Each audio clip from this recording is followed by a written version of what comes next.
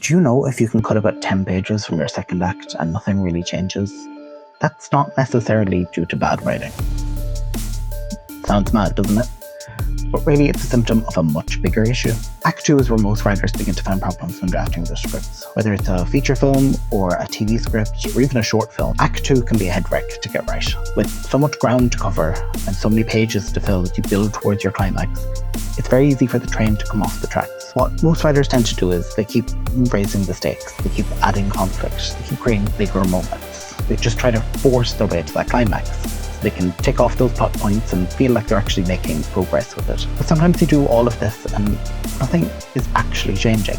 You're just escalating the same problem. And that's why it feels flat, that's why you keep rewriting it, and that's why it never quite lands. Because what's missing is the moment that changes the game. The midpoint.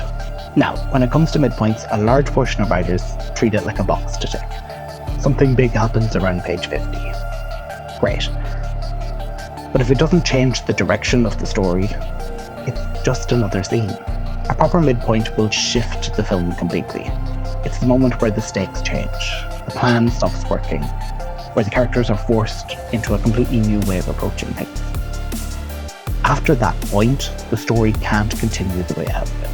And if that's missing, then Act 2 just becomes a series of scenes where everyone is kind of doing the same thing over and over and over again. That's why it feels slow, that's why it drags, that's why it feels so repetitive.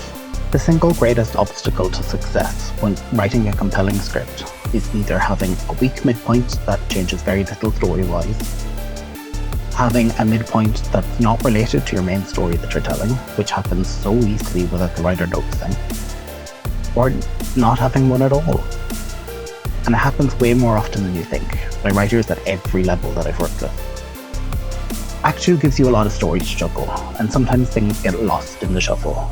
But if your Act 2 feels a bit lost or repetitive, chances are the problem lies at the heart of the script. Most writers don't have an Act 2 problem. They have a midpoint problem. If you're sitting there wondering what your midpoint actually is, chances are you're not alone. But you know where to find me.